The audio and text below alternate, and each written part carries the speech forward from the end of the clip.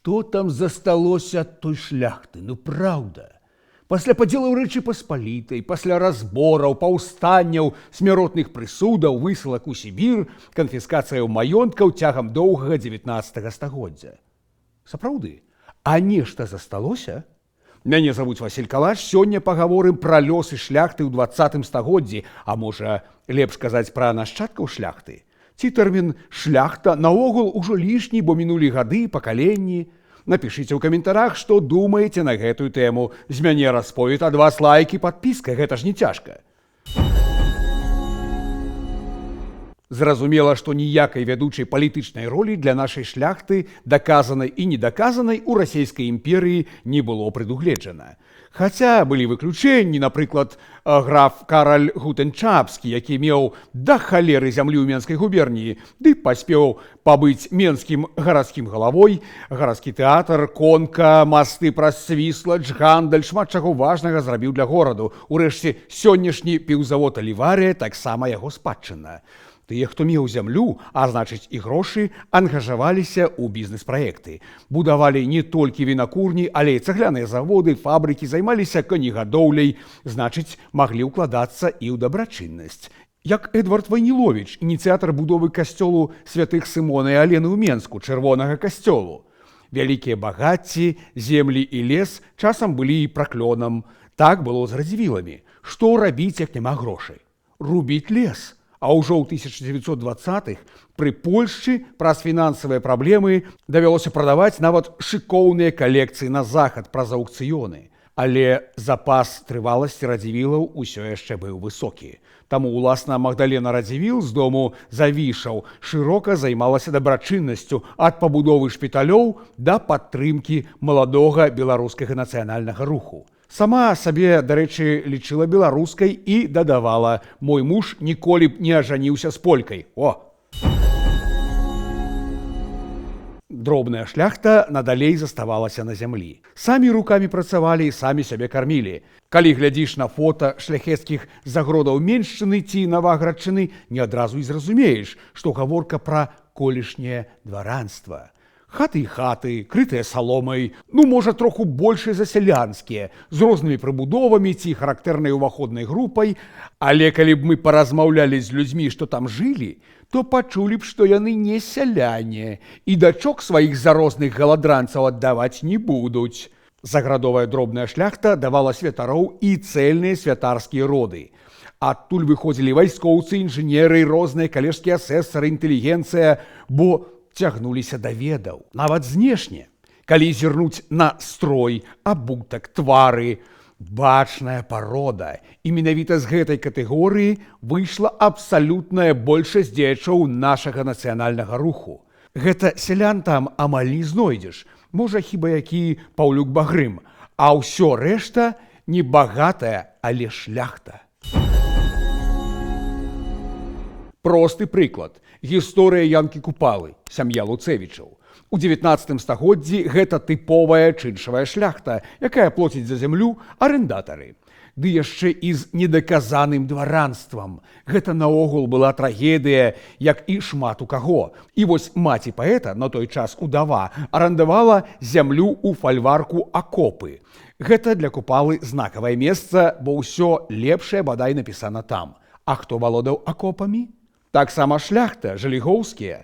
Род быў разгалінаваны. Некаторыя жалігоўскія працавалі на Расеі, будавалі чыгунку, бо здольныя інжынеры лічылі сябе ліцвінамі, а свой край – Літвой. Калі пісалі ў пачатку 20 стагоддзя да тых родзічаў, што былі на Расеі, то так і казалі: «Прыязджайце да нас на Літву, тут такі снег, во санны шлях» і так далей. І акурат з Жалігоўскіх, між іншым, выйшаў той самы Люцыян Жалігоўскі, які на кароткі час стварыў дзяржаву Сярэдняя Літва ў 1920-22 гадах. Такі сабе апошні акорд і надзея на адраджэнне Вялікага княства. А хто там быў суседзямі ў Жалігоўскіх?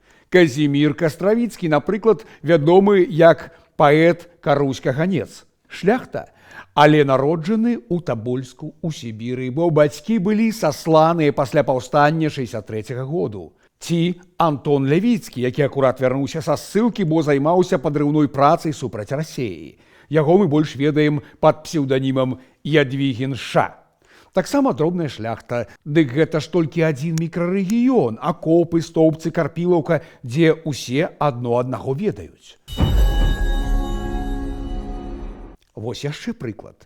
3 браты івановскія з маёнтку Лябёдка на Шчучыншчыне. Там і сёння захавалася цудоўная неагатычная сядзіба Івановскіх. Вацлаў Івановскі – сапраўдны арыстакрат, актыўны дзеяч БНР, займаўся грамадскімі справамі, палітыкай, а забіты быў савецкімі партызанамі ў Менску ў 1943 годзе. Ён выбраў беларускі шлях. Яго родны брат Юрый ці Ежы Івановскі стаў польскім палітыкам і дзеячом. Эміграваў у Великабрытанію і памёр там ажно ў 1965.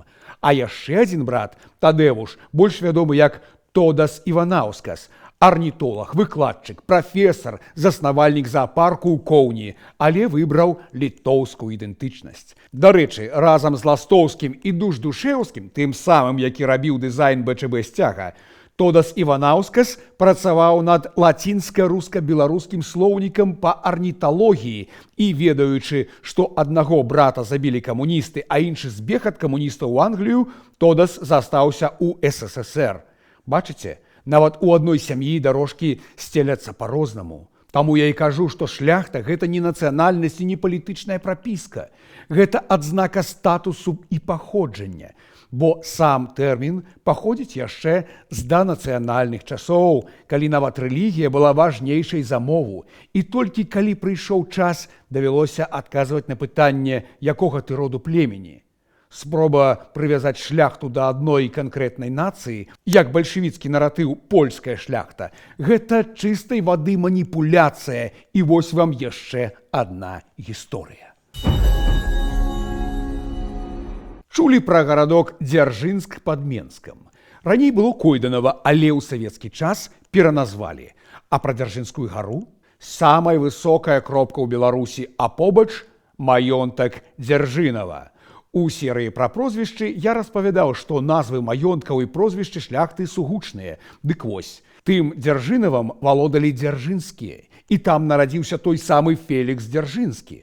Па ўспамінах, у доўгіх ссылках, расійскіх турмах падчас пабегаў Фелікс увесь час думкамі вяртаўся ў сваю радавую сядзібу. Згадваў, як там шапочуць дрэвы, бруіць вада. Праўда, пасля рэвалюцыі так туды ні разу і не вярнуўся, бо Дзяржынава разрабавала п'яная расійская салдатня, як і шмат якія іншыя шляхецкія сядзібы. Дарэчы, яшчэ будучы гімназістам, Дзяржынскі ў Вільні на гары Гедыміна даў клятву змагацца да канца з расійскім самадзяржаўем.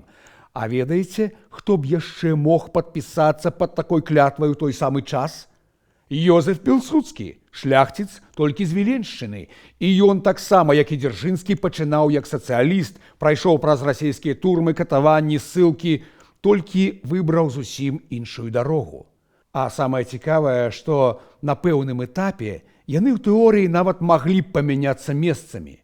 Пілсудскі выбраў бы бальшавікоў ці эсэраў, а Дзяржынскі стаў бы палымяным польскім патрыётам. Чаму не? Бо корань, бэкграунд той самы.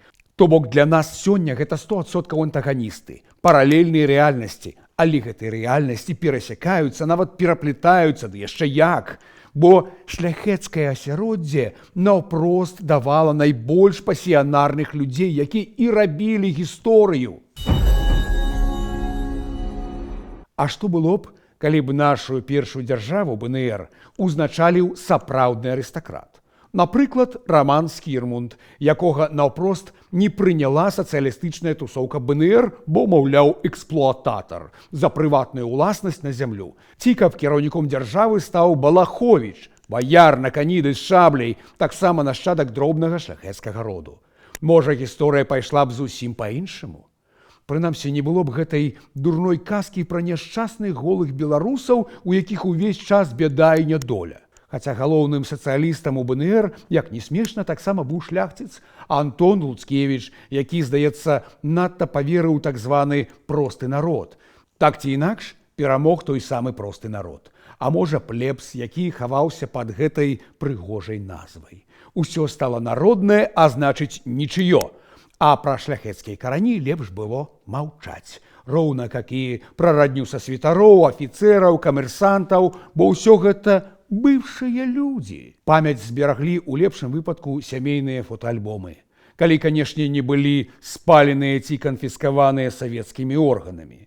Словы «шляхта» і «пан» у савецкай дзяржаве сталі абразамі, маўляў, была нейкая тоненькая праслойка крывапійцаў, чужынцаў, паразітаў, якая мучыла народ.